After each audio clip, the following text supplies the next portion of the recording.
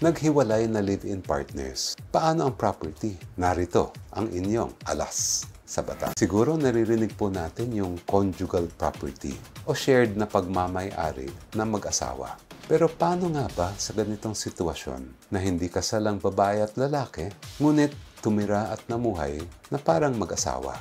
Paano i-determina ang ownership ng properties? Ang rules po dito ay matatagpuan sa Family Code, ngunit ang sagot ay nakadepende sa mga sumusunod. Una, kung sila ay capacitated to marry. Ang ibig sabihin ng capacitated to marry ay walang basehan sa batas na hindi sila pwedeng ikasal. Pero hindi lang talaga ginawa at nag-live-in lamang. In general, ang property na nakuha habang nagsasama ay itinuturing na co-owned in equal shares. Kahit na hindi nag-ambag ang isa sa pagbili ng property, itinuturing na nag-contribute ito sa pamamagitan ng pangangalaga at pagpapanatili ng tahanan. Ito ay ayon sa Article 147 ng Family Code. Pangalawang sitwasyon, kung hindi sila capacitated to marry. Ang ibig sabihin ng hindi capacitated to marry ay hindi choice ang pag-live-in. Kahit gustuhin man ikasal ay bawal sa batas.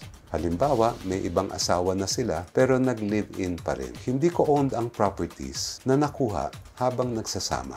Kung ano ang aktual na ambag ng magkabilang partido sa anumang joint property, yun lang ang kanyang makiklaim na share dito. Kung walang aktual na contribution sa property, walang karapatan dito.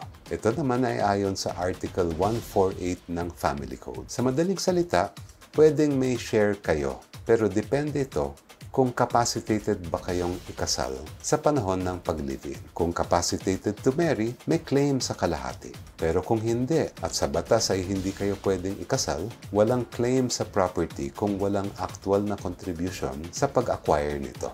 Laging tandaan, ang kaalaman ay ating alas sa batas.